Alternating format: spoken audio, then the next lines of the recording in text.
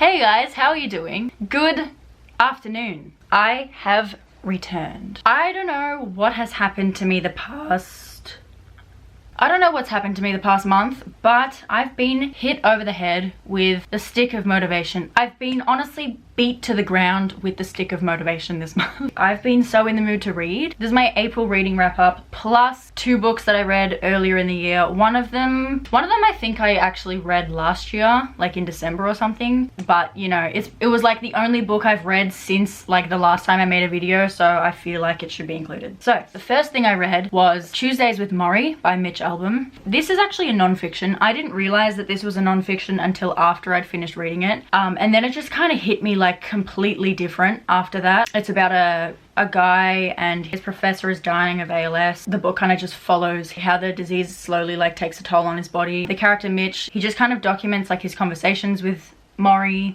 It took me a very long time to read despite it being such a short book, but I think that was mainly just me. This book is actually very easy to read despite the book subjecting such heavy content. This book has been critiqued for not having a lot of original ideas, which, look, while this is kind of true in a way, I don't think that makes this book any less significant or beautiful. I think there's a lot that you can take away from this book. Lessons about the value of life, the importance of being present in each living day, putting your focus into nurturing relationships over material possessions or goals, letting people know what they mean to you when you still have the chance to do so. A lot of the criticism has come from people who, I don't know if they didn't realize that this was a non-fiction like I didn't, and they're just saying like, oh, not original, or like, I don't know. I read some really weird reviews, and like when you think about the fact that it's a non-fiction, like, shut up. I think these are life lessons, honestly, that are always important and always will be relevant. I think this book is a great reminder to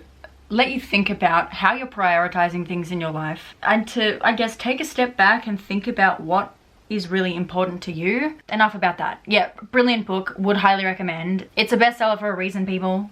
Go and read it, it really is really good. The book I read was a book that I read in January, and it's The Girl on the Train by Paula Hawkins. Now, this was a reread for me. First time I read it was in high school, and I remember my thoughts back then were along the lines of, this book is shit, don't like it, the main character is a clown. I couldn't get behind it. But I think it's because, personally, I just wasn't mature enough to understand. Look, while the second time around reading this, I still fucking hate the characters in this book. Like, oh god. They're just not great. But at least I'm able to remove myself from my feelings and look at the book objectively and like realize how well constructed the characters actually are. Paula Hawkins does an amazing job of creating these really realistic and multifaceted characters. So many times in this book I just wanted to shake the main character, and while I was younger that made me think the main character was just like, it's frustrating, she's dumb as fuck, and you know, she just can't get a grip. But you know, that was a very misinformed, very ignorant viewpoint really, because the main character is an alcoholic, and when you're an alcoholic it's not as simple as just don't drink. Oh my god, I don't understand what's so hard, just don't do it.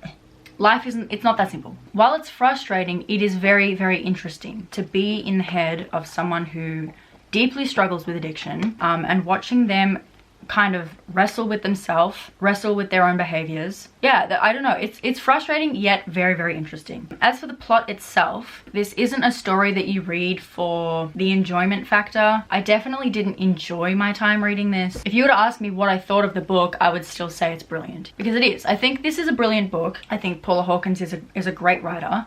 I don't want to negate that fact. If I had to rate it for the book itself, it would be like maybe an 8, 7.5 or an 8. For my personal like enjoyment level, it'd be like a 2.5 or a 3. Now onto the first book that I read in April, Simon vs. the Homo Sapiens Agenda by Becky Albertalli. For the longest time I've been a fake fan because I've had this book signed and her other one signed, but I hadn't actually read her books. You know how awkward it is to go and meet an author and then like you haven't read their book? Basically me every single time I've gone to a signing. I don't think I've ever gone to a signing where I've read the author's book. That is so bad. Like if you look up fake fan in the dictionary, it's just a picture of my fucking face. I'm sure you already know the plot of this book, but it is about a a boy named Simon. He's in high school. He's in the closet. He's emailing this boy called Lou, who also goes to his high school, who's also in the closet. Like the story of their relationship, emailing back and forth. They both don't know who the other is. because their identities are kept a secret. They email each other under aliases. I really liked this book. I really liked how diverse all of the characters in here were. Blue's identity went completely over my head, to be honest.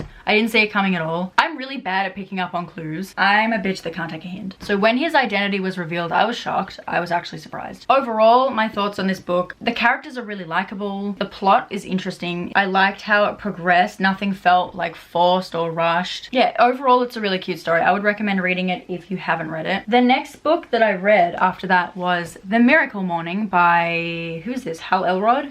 This is a non-fiction, self-development kind of book. Basically, the point of this book is to show the reader that waking up early in the morning and using those early hours in the morning to work on yourself and using them for personal development is like the optimal time to do so, because it not only sets a routine where you are implementing daily exercises that end up leading to you creating better habits for yourself, and that it not only that, but it also sets the tone for the rest of the day to be more productive, I guess. You can tell that Hal Elrod is really passionate about his ideas and he really believes in them. I think the book is very drawn out. I feel like a lot of the shit in this book could have been said in much fewer pages. A lot of time is spent preaching about how good the morning routine is. You know when you're watching an infomercial and they spend like the first half hour like licking their own asshole, and then they come out with the product and you're like, it sounds like I'm shitting on this book. I'm really not. I mean like, fuck man, like wrap it up. It could have been said in a lot less. There was a lot of like testimonies of other people. There was a lot of like name dropping and shit. What it really comes down to is like the 6 habits in this book. He basically just like took a bunch of self-improvement ideas and shoved them into like one, easy to implement routine. But they're all things that we've heard before, like wake up early, drink water in the morning, journaling in the morning, first thing in the morning, meditating, affirmations, exercise, visualizing. That's essentially the book, I've just summarized his entire book in like a sentence. It is really good with explaining why these are good for you, how they will benefit you. He kind of like presents this routine in a way that can be adaptable. The main thing that this book did for me was provide more motivation and inspiration above anything else. I've implemented a few of his concepts into my morning routine, and look, it's worth doing. It's definitely led to me feeling a lot better in the mornings. I feel like it does really improve my headspace in the mornings, and I feel a lot more ready to like approach the day. I do really believe that if you win the morning, you win the day. Anyway, those are my thoughts. Good book, but definitely needs to be shorter. The next book that I read was The Upside of Unrequited by Becky Albertalli. This is a book about a girl called Molly. She has a twin sister called Cassie. Basically, her twin gets a new girlfriend. Molly starts to feel like their relationship is changing. Basically, there's this whole thing in this book how Molly's had like 28 crushes and none of them have ever evolved into real relationships because she really has this like problem with putting herself out there. This book like literally just punches you in the face and like beats you to the ground with diversity, and I think it's amazing. The main character has 2 lesbian moms. Actually no, one of them is bi. Her twin sister is a lesbian as well. There's a pansexual character in here, multiple characters that are people of color. The main character and her family are Jewish. Also the love interest is Jewish, and the main character has anxiety that she takes medication for, and she's also overweight. I think the only character that I didn't like in this book was Cassie, the twin. She definitely has her moments, of course, but like I think the sister relationship in this book is just portrayed so well. Actually, the whole family dynamic is great. Would recommend. The next book that I read, A Monster Calls by Patrick Ness. So the idea for this book was originally Siobhan Dowd's. She had written a plot and a first chapter, I believe. She died before it was finished, so Patrick Ness kind of took over and finished it for her. It's a book about a boy called Connor. I think he's 13 years old. He keeps having this reoccurring nightmare. We don't actually find out what it is until the very end. But one night he sees this monster appear in his garden. Basically, this monster appears at the same time every night. So like 12:07 on the dot, this monster appears, and it tells Connor a story. So he ends up telling Connor 3 stories, and then in the end Connor has to tell him a 4th story. That's essentially the plot of the book. Connor really doesn't have an easy life at all. His mother is terminally ill and he gets bullied at school really badly. I don't want to say too much about it because I really do think that this is a book that is better if you go into it not knowing that much about it. But yeah, this book fucked me up. Like the ending, like I'm really not much of a crier, but the ending fucking got me so bad. I cannot recommend this enough. It's a really really beautiful story. If you haven't read it, like really do read it. The next book that I read was Mosquito Land by David Arnold. First of all, I think it's important to include a trigger warning for this book because it does cover topics like sexual assault, suicide, and I'm pretty sure there's some other shit in here. I didn't really pick up on it,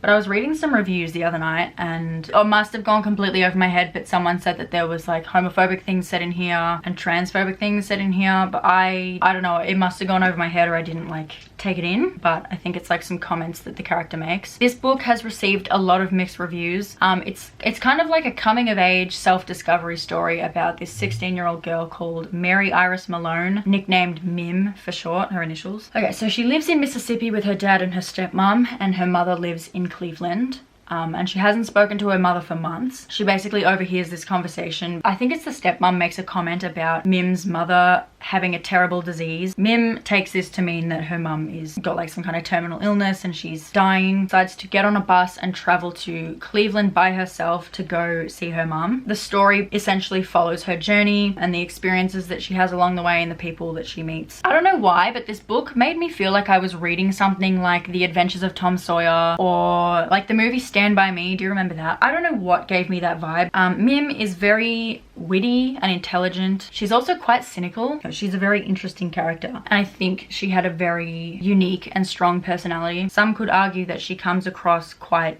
not like other girls. I feel like it took a while for me to get used to the way she would speak. She came across as quite pretentious in her diary entries, not gonna lie, especially in the beginning. Oh, speaking of sounding pretentious, the last 2 chapters of this book, especially the last one, got like so randomly poetic, but not in a like deep end of the book kind of way, like in a more like in a random cramming in as many metaphors humanly possible into the last like few pages, and I was just kind of like, what the fuck is happening? But I also feel like, despite having said that, I think the ending was also perfect. Honestly, like it leaves you like kind of wanting to die a little bit, but it was fucking depressing yet optimistic in a slight way. A lot of the characters in this book are very interesting. Every side character that got introduced had a very distinct personality. None of them felt like they had no substance, which was really cool, except maybe Beck, the love interest. Maybe that's the one character where I'm kind of like, I don't get it. Anyway, that was it. Yeah, so that was everything that I read in the month of April.